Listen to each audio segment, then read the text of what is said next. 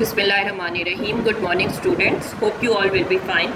Today we will read chapter number 3, Main Agriculture Products of Muslim World of grade 7. As we know, Pakistan is an agriculture country. So agriculture is the main occupation of the majority of people living in the Muslim world. These countries produce a variety of agriculture products for their own use and also for export. In this lesson, we will read some of the main crops of Pakistan. First of all, it's wool, cotton, sugar, rubber, tea, coffee, cocoa, wheat, and rice.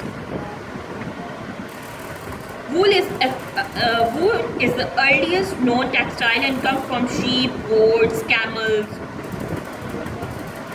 animals such as alpaca and vicuna. Both were expensive material from the Andes in South America. Wool curls naturally and has gas reliance so that it retains its shape and elasticity. It also absorbs moisture, unlike most synthetic fabrics such as nylon and trilon. Woolen garments, however, need much more care than those of cotton, silk, or synthetic. Now it's cotton. Cotton is the general all-purpose fabric which can range from coarsest canvas to finest muslin. It is by far the largest import earner of Pakistan and is vital to its economy. Cotton is one of the world's leading agriculture crop. It is used for many purposes.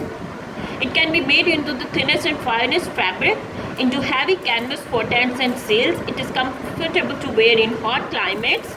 It is rapidly absorb moisture released from the body as sweat. It is easily dyed and washed, and like wool, it can be boiled to kill off any germs or infection it may contain. When the fiber has been removed for spinning and weaving, the seeds are crushed to make oil for cooking. The remains of the crushed seed are good for feeding. Animal countries produce 20% of the world's cotton. The leading cotton growing country in this region are Egypt, Pakistan, Turkey, Uzbekistan, and Sweden. Now it's sugar. Sugar is the product obtained from the juice of the sugar cane, a kind of a tall, strong grass. The cane is crushed for the juice, which is then boiled in huge open pans. As the water in the juice turns to steam, the sugar crystals are left behind. The thick sweet syrup is made into molasses for confectionery, cakes, and animal food. The remains of the sugar cane bagasse can be used to heat the furnaces for boiling down the sugar solution. 1 ton of bagasse gives the same heat as 2 barrels of oil. Bagasse can also be used for animal food and for making kind of board used in building ceilings. Pakistan produces 3.5% of the world's sugar. Rubber. Rubber is mainly used to make tires, about half of which are made for natural rubber and half from synthetic rubber made from chemicals.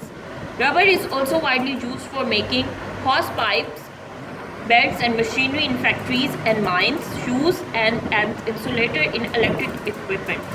Natural rubber, which is usually considered better for most purposes than the synthetic variety, is made from the sap of a number of trees which grow in tropical forests. The rubber trees are originally found only in the Amazon rainforest, but in the 19th century, some British scientists smuggled out some seeds and plant and grew them in Southeast Asia. Muslim countries now produce about 20% of all the world's rubber. Almost all of it is being natural rubber from trees. The main countries producing rubber in this region are Malaysia and Indonesia, as well as Myanmar, Sri Lanka, and some part of India. Tea. Tea, originally a bush from China, is now grown widely in Southeast Asia and Africa. It grows best on mountain slopes with plenty of rainfall, but it must have well-drained soil. The leaves of the tea bushes are picked by experienced workers. The first tiny leaves on the tip of a stem are the finest and are made into very expensive teas. The coarser leaves lower down are made into cheaper varieties of tea. The leaves are usually fermented so that they turn black, although some countries, especially China, prefer green tea. The seeds from the tree bushes are crushed to get an oil which can be used for cooking and sometimes as a cosmetic to make hair shine and stick together. Muslim countries produce about 15% of the world's output of tea, these being mainly Bangladesh, Indonesia, Iran and Turkey. Now coffee.